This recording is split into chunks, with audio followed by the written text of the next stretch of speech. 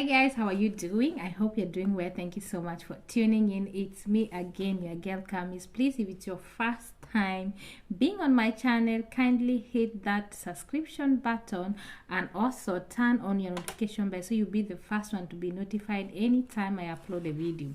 So you guys, we are in the new year 2023, and as we know, since last year there has been news coming on how there is going to be certain rules and that are going to be implemented in 2023, and this is going to affect our economy. So if you're in Sweden, you already know some certain rules that are going to affect our economy, because everyone is so concerned about the economy right now because the inflation is too high, things are so expensive everywhere, and everybody's looking for a way out. Where can we get extra money? What are we going to do? So it's not easy, guys. So the Swedish government has made some certain laws or rules that some that will be for our good and some that will make things more expensive.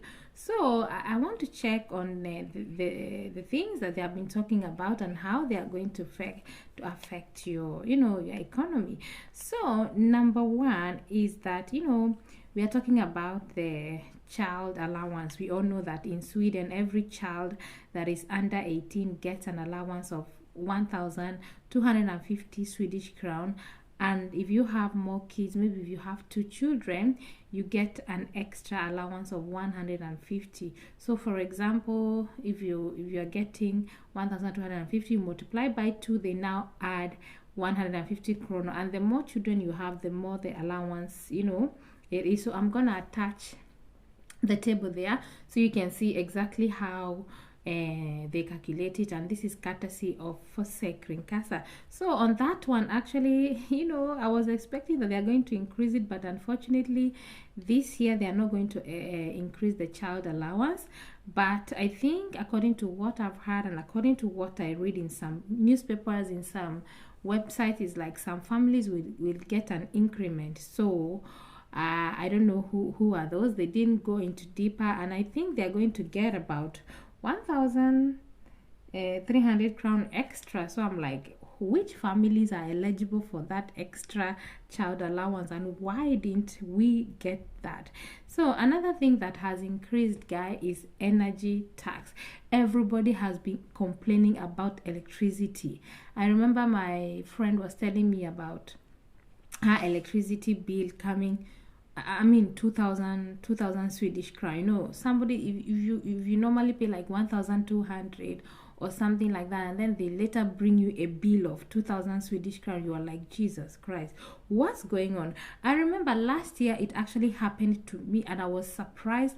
I was shocked. I didn't even bother calling the company that I have a contract with when it comes to electricity, and it was about 1,000 Swedish crown. That I've never paid that kind of money, because I'm like, what am I doing with electricity? Like, it's not like I'm I always have my lights on. No, I'm always very careful. I have a washing machine, I have a dishwasher, and believe me, I rarely use my washing machine because we have the main washing machine downstairs where you book at least 4 times. Like my washing machine, I use it sometimes if I feel like, if I'm so tired, but I don't even use the dryer, because if I use the dryer, the kind of bill they are going to send to me, I can't risk that.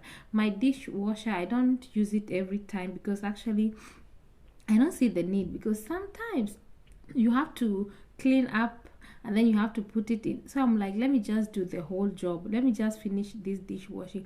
But if I have a party, if I have guests and I felt overwhelmed, or maybe I'm too tired, I can use it. So it's just, when you can, it's just there for emergency. So they increase the energy. From 39.2 ore. To 39.2 ore. That's like Swedish cents per kilowatt. And last year, 2022, it was 36. So they have increased with 3 it seems small, but I'm telling you, many people have been complaining about electricity, and actually the government has decided to even give allowance on electricity. That's another topic that I'm gonna do on another video and explain what happened. And then they are going to be reducing tax, okay, on fuel. Everybody's talking about fuel.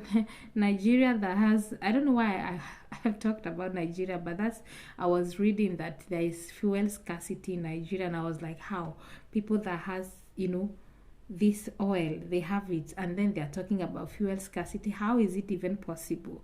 Now they are going to reduce the tax, and the cost of, and that will be like 14 ore per liter for petrol and 41 ore for diesel. So if you're using petrol, the reduction will be 14 ore. Ore is like, it's not up to 1 crown, so maybe we should call it cent, but I don't know if that makes sense. And then for petrol is going to be reduced with 41 ore.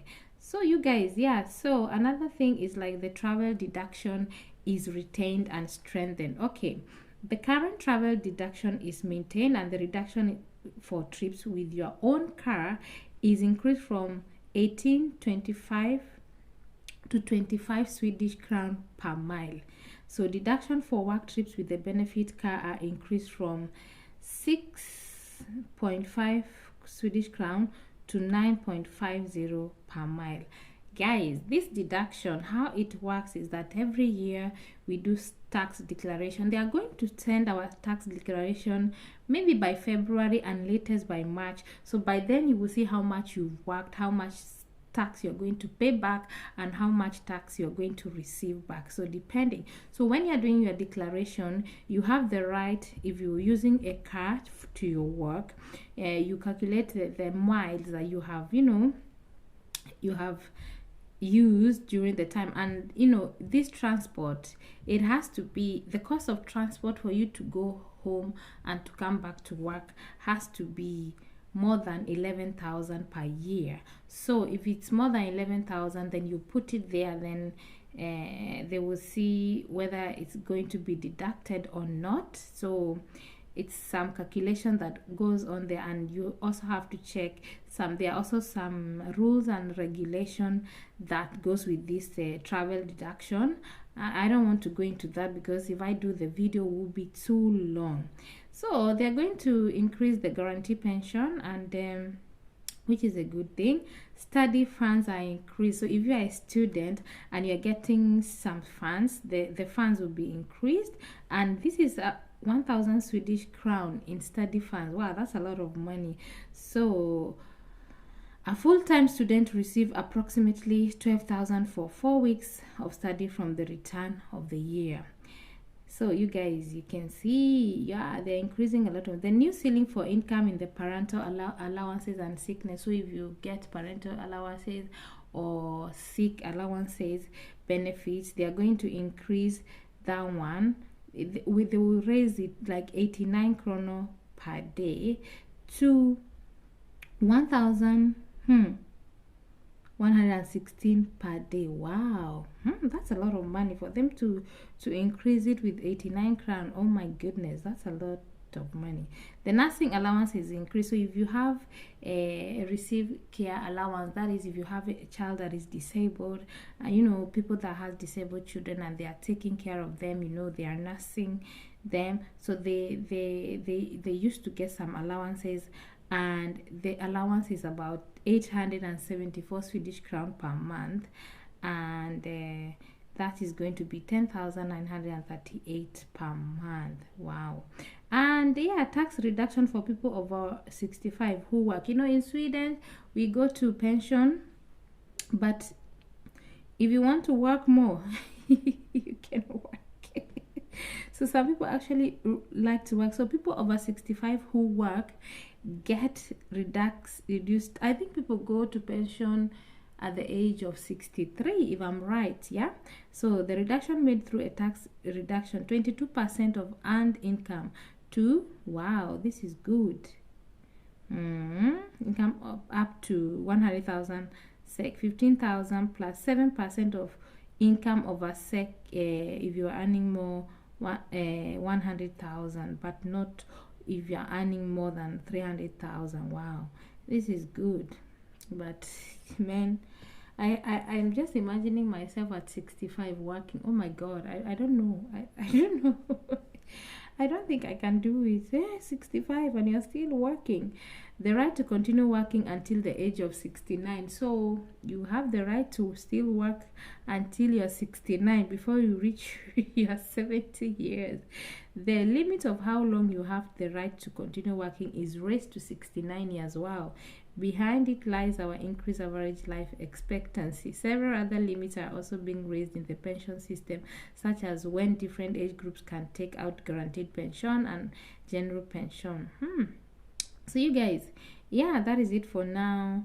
You know, me, I think the one that was more like interesting for me is the nursing allowance and the parental insurance and sicknesses benefits, study funds increased, guaranteed pension. I mean like everything is just important to our economy.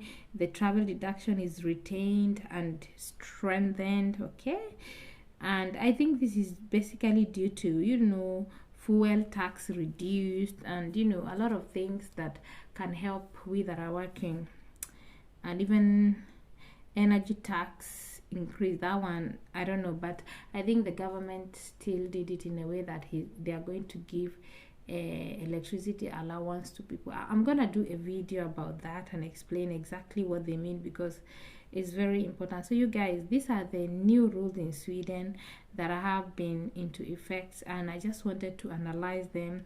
I mean, we did them together and see how they are going to affect our economy, because it's always good to stay updated so you know how it's going, you know, the society is going. Anyway guys, you know, I always bring you updates about what is happening in Sweden, what is happening in Europe generally, so that you can keep updated. Thank you so much for tuning guys, and I see you in my next video. Bye.